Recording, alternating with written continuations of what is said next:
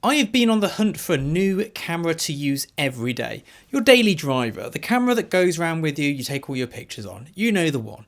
For many years it was this, my iPhone. But it becomes a bit of a problem. I take loads of photos, it fills up the phone, and it's not an easy thing to offload them all. It's a bit of a nightmare, and also they just end up on a hard drive. I don't do anything with them. Now day to day we shoot either with the 5DSR system or the Phase 1 system on commercial jobs, but neither of those are particularly pop it in your bag and go and take a snap out and about sort of jobbies. I wanted something for every single day when I just want to take a photograph. Photographing the kids, a weird squirrel that's walked into the studio, an interesting thing I've seen. So I went and bought a camera. Let me show you what I bought. I bought this beast. You might have seen it from my street photography video. This is a waist level viewfinder. This is the Canon F1. It is a purely mechanical clockwork camera. I've got a 51.4 on it here. I've got a 28 and a 35. It weighs 1.2 kilograms. I'm pretty sure I could kill a man with this. And it's a lovely bit of kit. But the form factor is a bit much. It doesn't really, you can't pocket it. It doesn't work. So as beautiful as this camera is, it's only really for when I plan to go out and take pictures.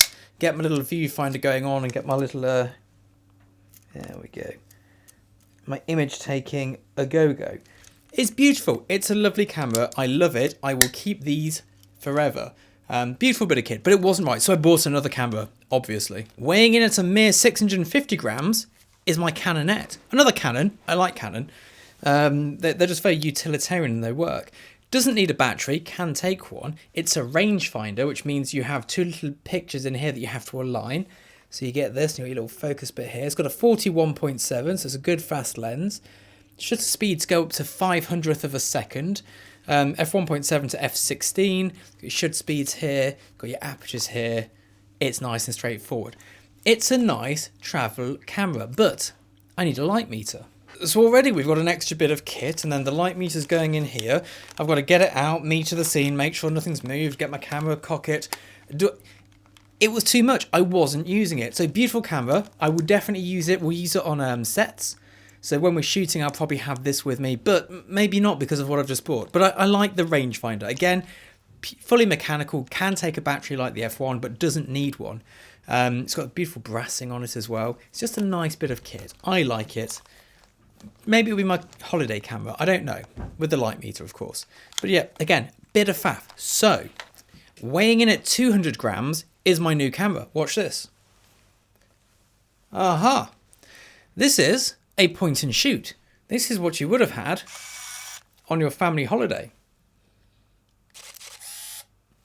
It just does that. It's very simple. This is a Konica Big Mini. Now, if you've been on eBay and looked for a point and shoot, you'll notice the Yashica T5s and the Contactors, they're nearly £1,000 each. This little bad boy is considerably cheaper. I got it for £125, which I think is a good amount of money. You don't have any control. You turn flash on, flash off. That's pretty much all you've got. You can focus to infinity or let autofocus do its thing. It's a very basic camera, but it fits in here. It's got my black and white film in it, so I can develop it down at darkroom and make actual prints, which I can actually put on the wall, actually look at my images, and it just works. Now, I've not really tested it much apart from to know that the camera works. But if you'd like to see a video maybe of a roll of film that I shot for it, do let me know in the comments below. But this is what I'm going to be taking around with me. This is what will come out of my pocket when I see the squirrel come into the studio, when Moggy does something slightly absurd, and I get that snapshot of it. This is what I'll be using. And I'm really excited. It's so basic, it doesn't even have a lens cap. There is no lens cap for it. There's a bit of plastic over there to stop you scratching the lens. It's a 35 3.5 lens, so it's a nice field of view. It works well for me. There's a bit of dust in the viewfinder, but who cares? It's just really simple. So this is now my daily driver. This will be in my pocket at all times. This will always be with me. We've just got Kentmere filming it at the moment, which looks rubbish. There's a reason it's cheap. It's lacking in silver, but it'll normally be loaded with either HP5 Plus or maybe some Kodak Gold. We'll see what mood takes me.